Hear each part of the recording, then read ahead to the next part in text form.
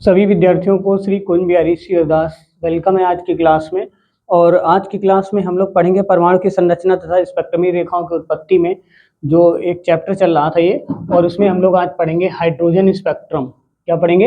Hydrogen spectrum. तो देखते हैं हाइड्रोजन के स्पेक्ट्रम होता क्या है। हाइड्रोजन के स्पेक्ट्रम का विधिवत अध्ययन बामर ने किया था। एक बामर नाम के वैज्ञानिक थे।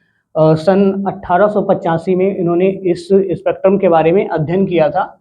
और इस स्पेक्ट्रम की जो काली पृष्ठभूमि पर बहुत सी पृथक पृथक अलग अलग चमकीली रेखाएं होती हैं।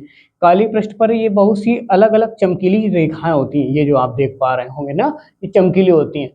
और इन रेखाओं को H alpha, H beta, H gamma और एच डेल तथा एच इन्फिनिटी, ये डॉट डॉट डॉट आगे आगे बढ़ते चला जाएगा, कहते हैं। ठीक है। इनकी यह विशेषता होती है कि स्पेक्ट्रम के एक सिरे से दूसरे सिरे की ओर जाने पर, इनकी एक ये विशेषता होती है कि स्पेक्ट्रम के एक सिरे से दूसरे सिरे तक जाने पर रेखाओं की चमक एवं उनकी दूरी नियमित रूप से घटती जाती है। ये इनकी दूरी जो है, ये जो दूरी है वो इधर बढ़ती जा रही है, और इनकी चमक जो है ना ये घटती जाएगी। जैसे यहाँ से चले तो इसकी चमक पहले इतनी थी, एंगस्ट्रॉम इतनी थी इसकी फ्रिक्वेंसी, फिर इतनी हो गई, फिर इतनी कम होती चली जा रही है। ठीक है ना, इनकी चमक घटती चली जाती है। इस प्रकार की रेखाएं एक श्रेणी के सदस्य होते हैं, एक श्रेणी के सदस्य होते हैं। उस श्रेणी को ही बामर श्रेणी कहते हैं।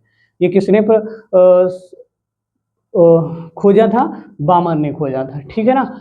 1885 में यह ज्ञात किया गया, सन 1885 में यह ज्ञात किया गया कि बामर श्रेणी की सभी रेखाएं किसी तरंग दैर्घ्य लैम्डा निम्नलिखित समीकरण द्वारा व्यक्त की जा सकती है। तो लैम्डा इक्वल टू आर, रिबर्ड नियतांक है ये।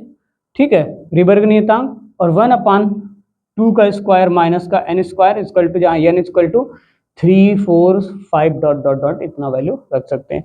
जहां आर एक रिबर्ड नियतांक है, जिसको इसका मान जो है होता है 1.097 इंटू 10⁻7 मीटर इनवर्स। ठीक है। तो अभी हम लोग बामर की जो श्रेणियां हैं वो अभी पूरी श्रेणियां देखते हैं। लाइमन श्रेणी, पास्चन श्रेणी, बामर श्रेणी, ब्रैकेट श्रेणी, फ्रुंड श्रेणी, ये सभी देखेंगे, सॉल्व करेंगे। ठीक है ना, उनका डेफिनेशन देखेंगे। चलो देखो आगे, चलिए देखते हैं, इस चित्र को समझने का प्रयास करते हैं। तो सबसे पहले हम लोग इसमें देखेंगे कि ये आपको लाइंस जो दिखाई दे रही हैं, ये जो है स्पेक्ट्रम से रेखाएं हैं। ठीक है। तो ये पहली स्पेक्ट्रम रेखा है लाइमन, फिर दूसरी ये बामर, फिर ये तीसरी पास्चन, और ये तीसरी चौथी ब्रैकेट, और चौथी कौन सी है, पांचवी कौन सी है, फुंड। ठीक है। इनको क्रम से याद करने के लिए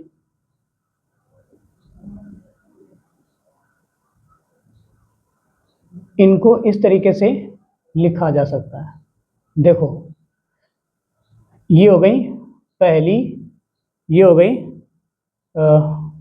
दूसरी, और ये हो गई तीसरी, और बे ये हो गई चौथी, और ये फा हो गई पांचवी। ठीक है, क्रम से याद करने के लिए। अगर पढ़ाई में आगे जाना है तो अपने लव पर ब्रेक लगाना होगा। ठीक है। तो इसको हम लोग ऐसे ट्रिक बना लिए हैं जिससे आपको याद करने में आसानी रहेगी। क्या होगी? ला मतलब लाइमन, ठीक है, बा मतलब बामर, और पर मतलब पास्चन, और ब्रे मतलब ब्रैकेट श्रेणी, और फा मतलब फुंड श्रेणी। ठीक है, इसको इस क्रम से याद करते हैं। याद रखना, लाइमन जो श्रेणी है वो पराबैंगनी भाग में प्राप्त होगी, बामर श्रेणी है वो दृश्य भाग में प्राप्त होती है, जो पास्चन, ब्रैकेट और फुंड तीनों जो श्रेणियां हैं वो अवरक्त भाग में प्राप्त होती हैं। तो सबसे पहले जानेंगे हम लोग सबसे पहली वाली, अब इसको साफ कर देते हैं। ठीक है। तो पहली आ जाती है लाइमन श्रेणी। तो लाइमन श्रेणी क्या होती है, एक लिख देते हैं इसके बाद में। देखो, लाइमन श्रेणी एक लिख के बता देते हैं, फिर ऐसे ही पूरी याद करवा देंगे, फिर एक एक करके लिखेंगे। देखो, लाइमन श्रेणी क्या होती है, जब कोई परमाणु किसी ऊंचे ऊर्जा स्तर से, ठीक है, जब कोई, ध्यान से सुनना, जब कोई परमाणु किसी ऊंचे ऊर्जा स्तर से, ठीक है, पहले ऊर्जा स्तर में लौटता है, किसी ऊंचे ऊर्जा स्तर से पहले ऊर्जा स्तर में लौटता है, तो स्पेक्ट्रमी, तो ऊर्जित स्पेक्ट्रमी रेखाएं, तो ऊर्जित स्पेक्ट्रम की रेखाएं अवरक्त भाग में प्राप्त होती हैं, अवरक्त भाग में मिलती हैं, जिनकी तरंग दैर्ध्य को 1/λ r 1/1 का स्क्वायर -1/n², जिनकी तरंग दैर्ध्य को हम लोग इस फार्मूले से व्यक्त कर सकते हैं, वेयर n = 2 3 4 5 ... आगे बढ़ते जाएंगे। ठीक है, बामन श्रेणी क्या होती है? जब कोई परमाणु किसी ऊंचे ऊर्जा स्तर से दूसरे ऊर्जा स्तर में लौटता है तो ऊर्जित स्पेक्ट्रमी रेखाएं दृश्य भाग में प्राप्त होती हैं, जिनकी तरंग दैर्ध्य को व्यक्त करने के लिए 1/λ r 1/2 का square -1/n², where n = 3 4 5 6 ... infinity तक। आ गई ना बात समझ में? तीसरा आ जाता है पासन श्रेणियां। तो पासन श्रेणी क्या होती है? जब कोई परमाणु किसी ऊंचे ऊर्जा स्तर से तीसरे ऊर्जा स्तर में लौटता है तो स्पेक्ट्रमी रेखाएं अवरक्त भाग में प्राप्त होती हैं। तो स्पेक्ट्रमी रेखाएं कहाँ प्राप्त होती हैं? अवरक्त भाग में प्राप्त होती हैं। पासन श्रेणी की डेफिनेशन बता रहे हैं, जिनकी तरंग दैर्ध्य 1/λ r 1/3 का स्क्वायर -1/n², वेयर n = 4 5 6 7 ... आ गई ना बात समझ में?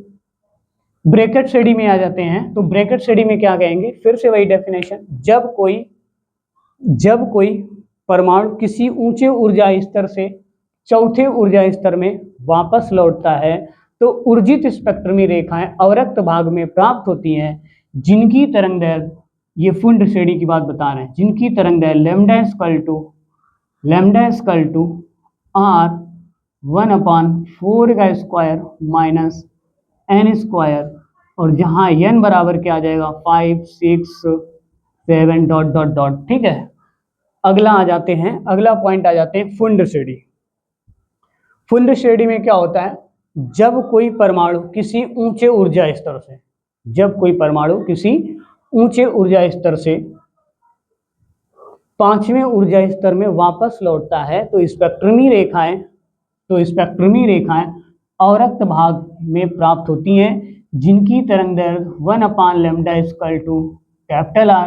R 1/5 का स्क्वायर -1/n², जहां n बराबर 6 7 8 ... आ गई ना बात समझ में? तो ये सारी थी तुम्हारी स्पेक्ट्रम्स रेखाएं। अब हम लोग इनको एक बार जो हमने अभी बोला वो हम आपको इसमें लिखवा देते हैं।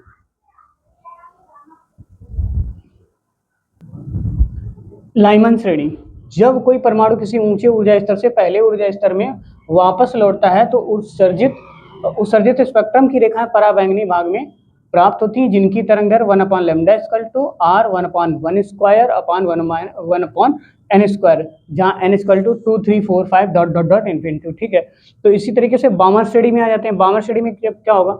जब कोई परमाणु किसी ऊंचे ऊर्जा स्तर से दूसरे ऊर्जा स्तर में वापस लौटता है तो उत्सर्जित स्पेक्ट्रम की रेखाएं दृश्य भाग में प्राप्त होती हैं, जिनकी तरंग दैर्ध्य 1/λ r 1/2 का स्क्वायर -1/n² n = 3 4 5 6 7 ... इन्फिनिटी तक। ठीक है, तो दूसरी बात पासन श्रेणी क्या होती है? पासन श्रेणी जब कोई परमाणु किसी ऊंचे ऊर्जा स्तर से तीसरे ऊर्जा स्तर में वापस लौटता है तब उत्सर्जित स्पेक्ट्रम की रेखाएं अवरक्त भाग में प्राप्त होती है, जिनकी तरंग दैर्ध्य 1/λ r 1/3 का स्क्वायर -1/n², जहां n = 4 5 6 7 ठीक है ... इन्फिनिटी इस प्रकार होता है। ठीक, तो अगला देखो, अगला टॉपिक अगला पॉइंट है चौथा और पांचवा। देखो ब्रैकेट श्रेणी, जब कोई परमाणु किसी ऊंचे ऊर्जा स्तर से चौथे ऊर्जा स्तर में वापस लौटता है तो ऊर्जित स्पेक्ट्रम की रेखाएं अवरक्त भाग में प्राप्त होती, जिनकी तरंग दैर्ध्य 1/λ r 1/4 का square -1/n², where n = 5 6 7 8 9 10 dot dot dot, ठीक है ना। आगे बात समझ में। फिर अगला पॉइंट आ गया फुंड श्रेणी। तो जब कोई परमाणु किसी ऊंचे ऊर्जा स्तर से 5वें ऊर्जा स्तर में लौटता है तब ऊर्जित स्पेक्ट्रम की रेखाएं अवरक्त भाग में प्राप्त होती, जिनकी तरंग दर 1/लैम्डा इक्वल टू r 1/5 का स्क्वायर माइनस 1/n का square equal to n equal to 6 7 8 dot dot dot infinity. आगे ना बात यहाँ तक समझ में। तो अब अगला पॉइंट डालते हैं। अगला पॉइंट जो है बोहर के सिद्धांत की सीमाएं, ठीक है, ये कर लेते हैं बेसिस के बाद में ये टॉपिक खत्म होता है। तो बोहर के सिद्धांत की सीमाओं में पहला पॉइंट आता है, बोहर के सिद्धांत की सीमाओं में पहला पॉइंट आता है कि यह सिद्धांत केवल एक इलेक्ट्रॉन वाले परमाणु की ही व्याख्या कर सकता है। ये जो सिद्धांत है केवल उस परमाणु की व्याख्या कर सकता है जिसके पास केवल एक ही इलेक्ट्रॉन है, ठीक है ना। दूसरी बात देखो, बोहर के सिद्धांत से किसी परमाणु की स्पेक्ट्रमी रेखाओं की आपेक्षिक तीव्रताओं की व्याख्या नहीं की जा सकती इसके द्वारा, ठीक है। स्पेक्ट्रमी रेखाओं की आपेक्षिक सिद्धांत की व्याख्या नहीं की जा सकती, ठीक है, तीव्रताओं की व्याख्या नहीं की जा सकती। तीसरा पॉइंट है इस सिद्धांत में चुंबकीय क्षेत्र। देखिए पहला पॉइंट क्या था, इसमें केवल एक ही परमाणु वाले इलेक्ट्रॉन की व्याख्या की जा सकती है, ठीक है। दूसरी, इसमें स्पेक्ट्रमी रेखाओं की आपेक्षिक तीव्रताओं की व्याख्या नहीं की जा सकती, स्पेक्ट्रमी रेखाओं की आपेक्षिक सिद्धांत की व्याख्या नहीं की जा सकती। आगे ना बात समझ में। और पहला पॉइंट क्या था, केवल एक इलेक्ट्रॉन वाले परमाणु की व्याख्या की जा सकती है। तीसरा पॉइंट है ये चुंबकीय क्षेत्र तथा वैद्युत क्षेत्र में, ये चुंबकीय क्षेत्र तथा वैद्युत क्षेत्र में स्पेक्ट्रमी रेखाओं की कई अन्य रेखाओं में टूटने की व्याख्या नहीं की जा सकती है, ठीक। वैद्युत क्षेत्र तथा चुंबकीय क्षेत्र की स्पेक्ट्रमी रेखाओं की अन्य रेखाओं में टूटने की व्याख्या नहीं की जा सकती इसके थ्रू, ठीक है। किसके थ्रू, बोहर के सिद्धांत की सीमाओं, बोहर के परमाणु मॉडल के सिद्धांत के अनुसार। यह सिद्धांत परमाणु की विभिन्न कक्षाओं में इलेक्ट्रॉनों की वितरण नहीं कर सका। देखो, परमाणु की विभिन्न कक्षाओं में इलेक्ट्रॉनों का वितरण, परमाणु की विभिन्न कक्षाओं में जो इलेक्ट्रॉनों का वितरण होता है ये उसको समझा नहीं सका, ठीक है ना। अगला, ये इलेक्ट्रॉन की तरंग प्रकृति के संबंध में भी सूचना नहीं देता। इलेक्ट्रॉन की जो तरंग प्रकृति है, द्वैत प्रकृति होती है ना इलेक्ट्रॉन में, एक तो तरंग होती है एक तो कण वाली होती है। तो इनके जो तरंग प्रकृति है उसका जो नेचर, वेव नेचर, उसके बारे में ये डिफाइन नहीं कर सके, ठीक है। कौन भाई साहब, बोहर भाई साहब, ठीक है।